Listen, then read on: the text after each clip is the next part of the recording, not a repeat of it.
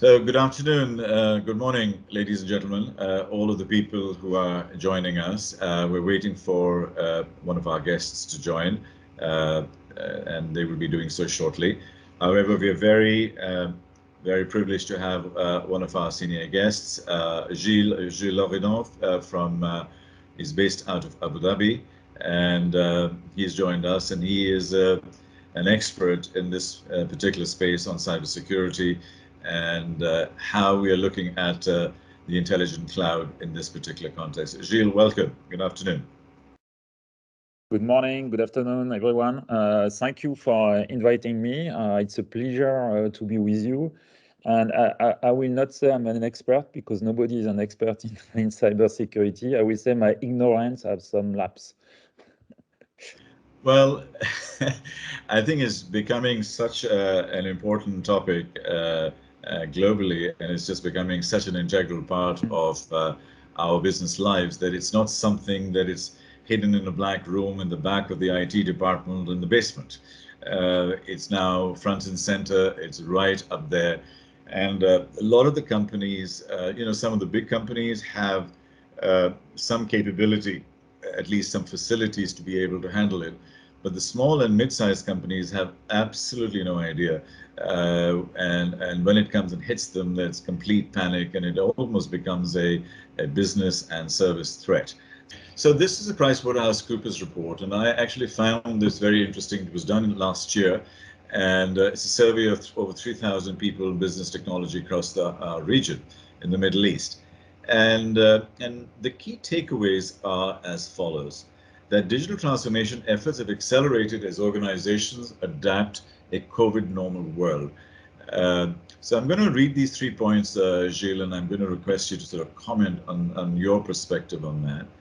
And it also says that the unpredictability of current events has highlighted some vulnerabilities and the need for a focus on cyber and organizational resilience.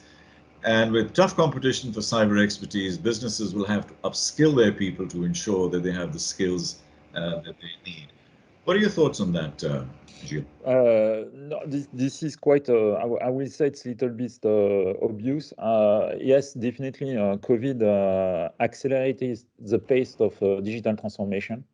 I mean, if you go back 2 years ago and you think of what was your regular life and what it is today, obviously, cloud services are part of all our life, from private to business life. I mean, how many of us order food online on a daily basis, or at least on a weekly basis today, order a restaurant to deliver food to our doorstep?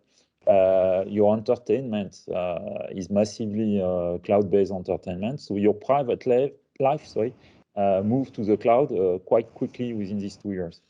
On the business side, one of the main acceleration of COVID is the remote services. The fact that people want to give access remotely to their infrastructure because of the scarcity of cyber skill.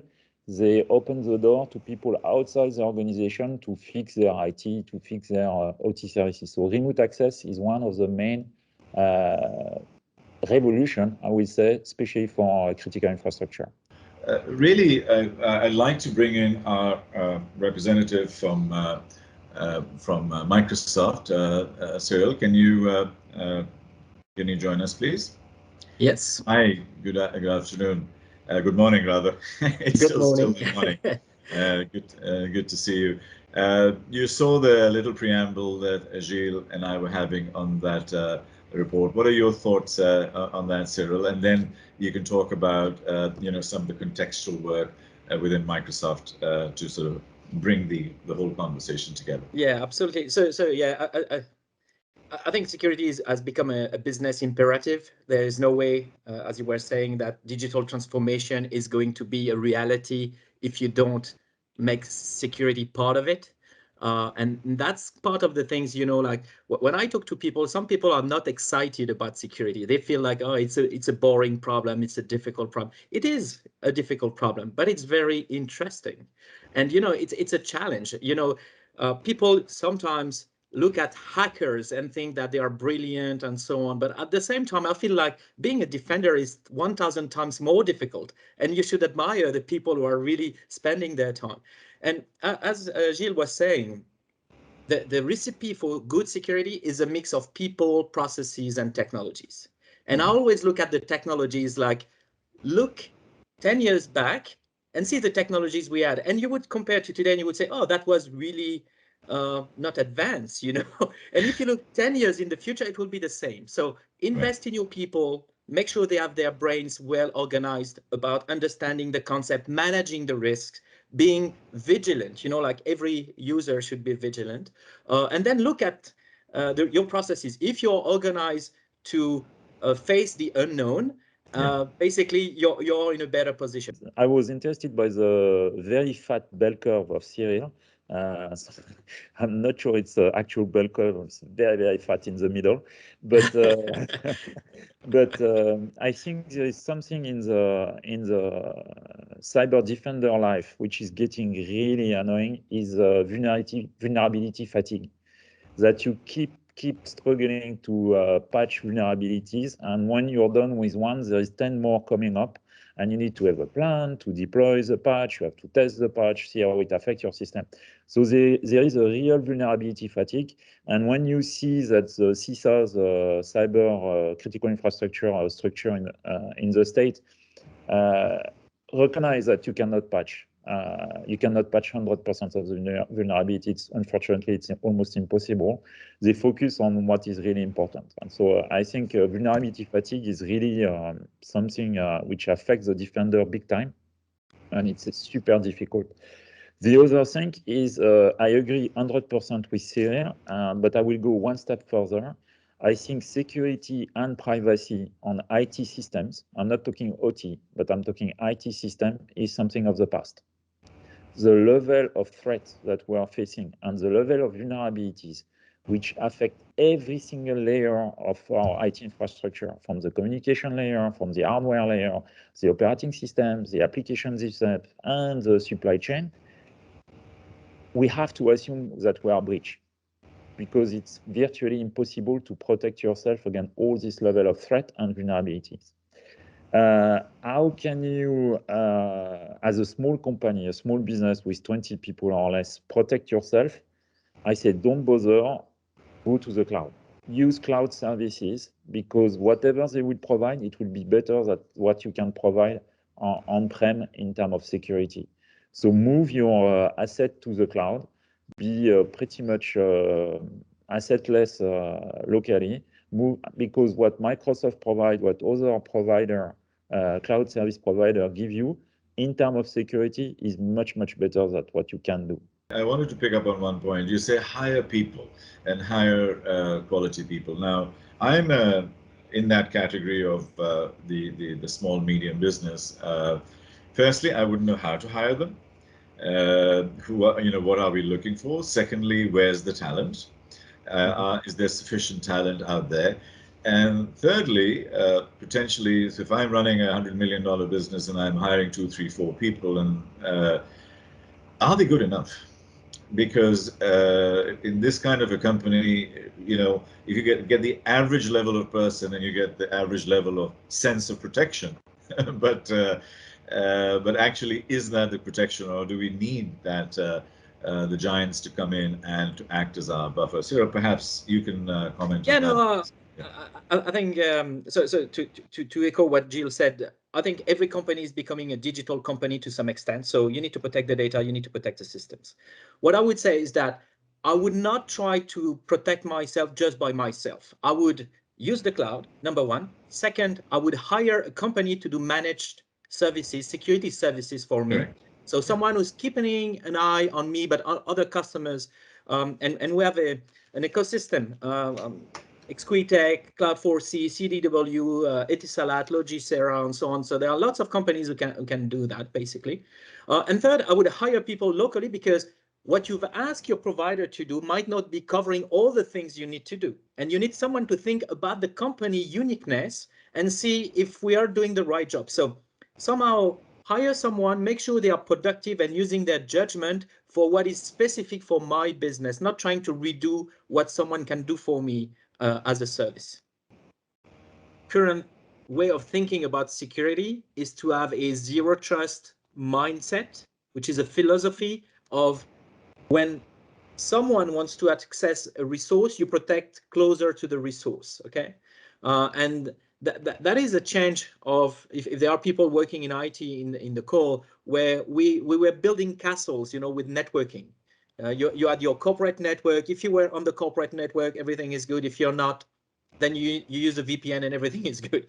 We know that now people are attacking or internal network are not safe, and therefore you need to change. And as Gilles was saying, if you go for a cloud first strategy, I mean, the services, the servers are going to be outside of your company.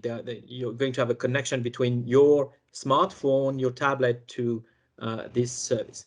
So rethinking the cyber budget, probably it's important if you've not invested into the things that are necessary to survive an event.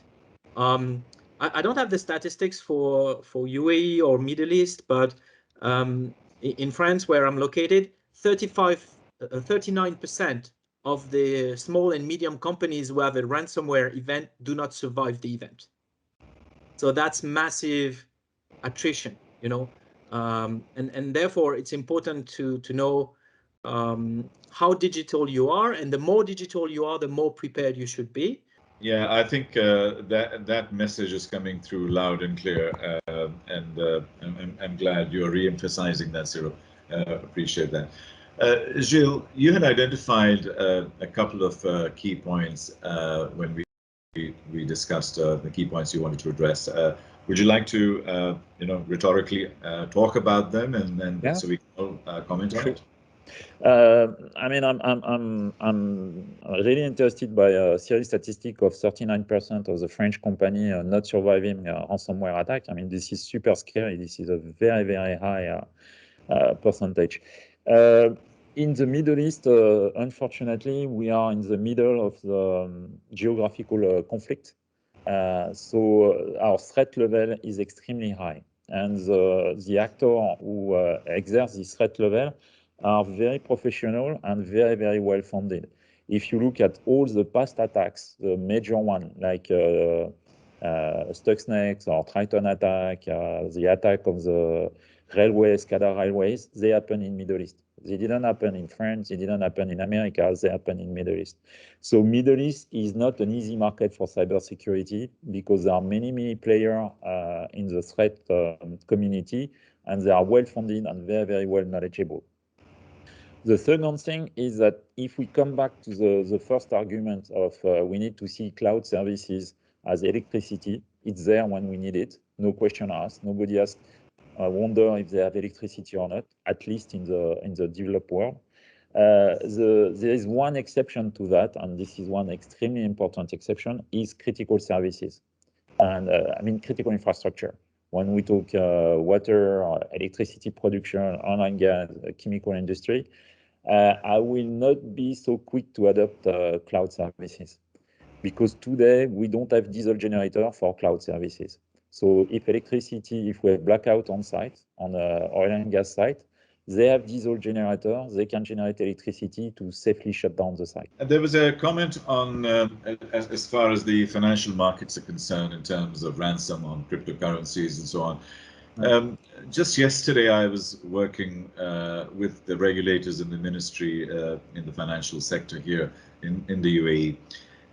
And the level of decentralization that and the digital currencies that are coming in, since they're being called the central bank, they're likely to be called the decentral bank, because by definition the boundaries are breaking down and so on. And many new players would be coming in, and we were looking at UAE as a possibility to be a hub for a lot of these crypto players and blockchain players and things like that. From a cybersecurity and data security perspective, what kind of things do we need to be looking at for these companies to be based here, for the UAE to be seen as a hub that they are trying to do at this point in time? How would that play out? I think that the cryptocurrency. So first of all, there is a big misconception that it's untraceable. Cryptocurrency is untraceable. This is the exact opposite. Cryptocurrency is 100% traceable. This is the exact opposite. Any transaction you do with a cryptocurrency is can be monitored and is registered in digital ledger. The digital ledger is on many places, blockchain. So it's the opposite of not being traceable. It's extremely traceable. And this is how law enforcement catch the big guys because of that. The situation we are in is today we are in the Wild West. Okay, where you had any guy can open a bank in a frontier city, collect money from this customer, and one day just disappear with the customer money. So this is where we are today. And why? Because it's not regulated properly. So we don't need less central bank, we need more central bank to regulate this market where we can trust the player of the market. So the issue is not the fact that the central bank are useless, is that there is not enough regulation so that customer can trust the player within that market. Okay, but is it controllable? Is it? It is extremely controllable. Okay. This is compare. I mean, to launder money with a digital currency is much more challenging than laundering money with real currency. There is no cash. I mean today, if you look at the headache of organized crime, is to launder cash. I dig up this slide that I was doing when I was teaching security into a university, which shows the door still open. And your problem is that you're not closing the door, and the vendor comes and say, "I will sell you a shielded door." Your problem is not the door; it's close the door. So anyway, having said that, with this mix of people, processes, and technologies, you can reduce the investment you should make if you're leveraging what others are doing professionally. So cloud services have a business model. That is, you pay for what you use. So security needs to be there, so use that in a clever way, invest into what are the gaps that these providers cannot do for you. Hire companies who will help you figure out what is needed for you and not, and maybe we can run the show for you so that you can limit the number of people you should hire, and these people will be really people who understand your own business. I have friends with small and medium companies. My advice to them is go directly to the cloud. Don't try to do things yourself, except in the cases that Gilles mentioned earlier, where you need a guarantee of being able to run on your own in the worst case scenario. My advice would be, beyond the protection of users with the multi-factor authentication, think about what would happen to you if an attack like a ransomware was paralyzing everything digital you have, and try to anticipate that, because that's a very stressful situation, and you can cope with that if you anticipate.